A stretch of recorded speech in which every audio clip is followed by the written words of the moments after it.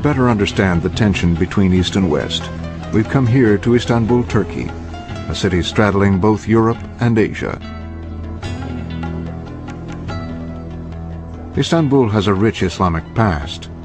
Until 1922, it was the center of the last great Islamic empire of the Ottomans. But 80 years ago, Kemal Ataturk became the first leader of a Muslim people to believe that in order to modernize, Islam's influence on society had to be crushed.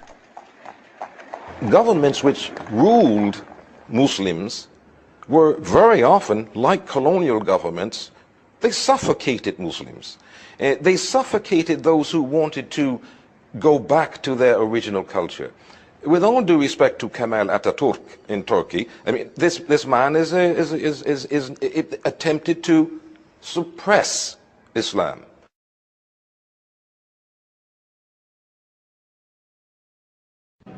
Under Ataturk, Friday ceased to be a public holiday and mosques emptied. Sharia law was replaced by Western legal codes.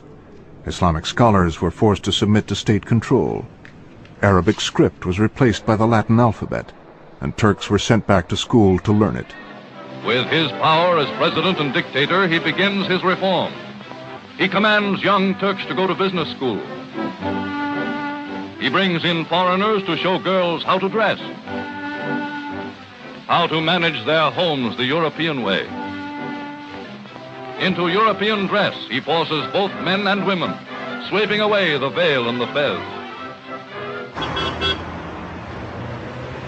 For several decades, it seemed as if Ataturk's reforms could succeed. By the 70s, Turkey had become one of the most westernized countries in the region and an active member of NATO. But at the same time, rapid urbanization was changing Turkey's cities.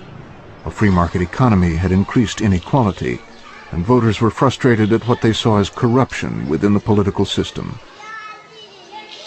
Many Muslims began to question Ataturk's belief that Islam should be removed from politics. This desire to talk about politics as being separate from Islam is something that Muslim scholars on the whole have never accepted. Why? The Prophet Muhammad was a prophet and a statesman. So pro-Islamic politicians promised to rectify a split that they saw as artificial. Turkish secular author Aysel Ekşi. It is very easy to use religion in Turkey, in other Muslim countries, as part of Turkey is very poor, and then they just believe that if the Muhammad Prophet time comes back again, they will be prosperous. And this is what they claim. By 1996, the Turkish Islamic Party had gained enough popularity to win over 20% of the national vote and came to power in a coalition government. In response, secular officials clamped down on Islam's most visible symbols. These women became victims of a crackdown on the headscarf, which was banned from all public institutions. I was studying here, this university. For 3 years I studied at Department of Physics. But the 4th year I couldn't enter because of my headscarf. They said us, you are covering your head with hijab, with scarf. You couldn't enter this university. But I studied with my headscarf for 3 years. Yeah, this building is the library of Istanbul University, and we can't, with our headscarf, even in a library, we can't go, we can't enter, we can't search in there. If we allow the girls to cover their heads, one day we would be forced to cover our heads as well. We were frightened that if we had allowed them, they would turn Turkey into Iran. The headscarf isn't an object that represents a political party or a movement. In my opinion, it's not an instrument of propaganda. For me, the headscarf is about being religious and is a symbol of Islam.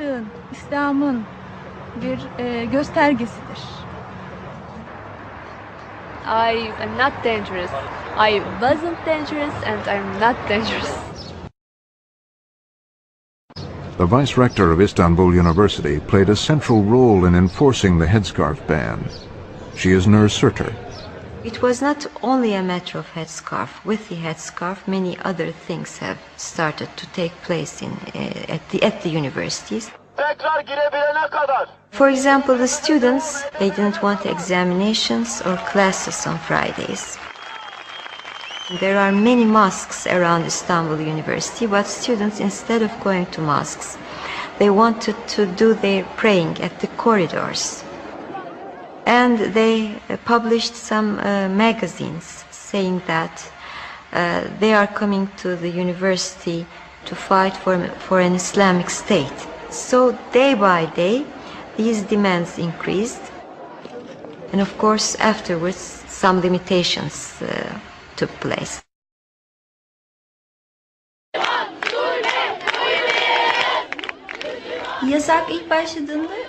When the ban started, I was in my 4th year of medical school. On that day, just as I went into class and sat in my chair, my teacher came over and told me I had to leave. For half an hour or so, I tried talking to him, but they called the police. They grabbed me and carried me out. The police moved in to break up the demonstrations.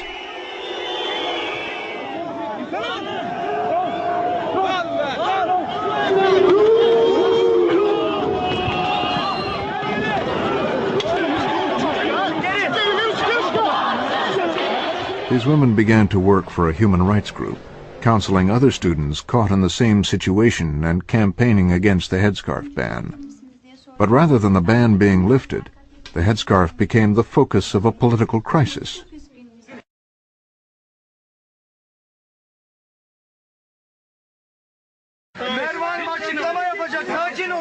In 1999, Merve Kavacha, a 30-year-old U.S.-educated software engineer with dual U.S.-Turkish citizenship, was elected as a deputy for the Islamic Party.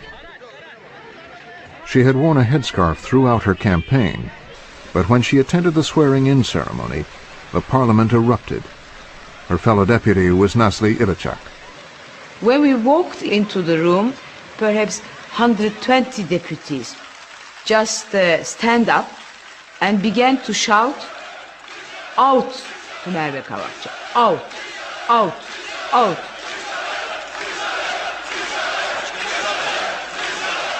After 45 minutes, recess was declared, and Merve Kavacha was forced to leave the parliament building. Within 2 weeks, she was stripped of her Turkish citizenship. 2 years later, her party was shut down.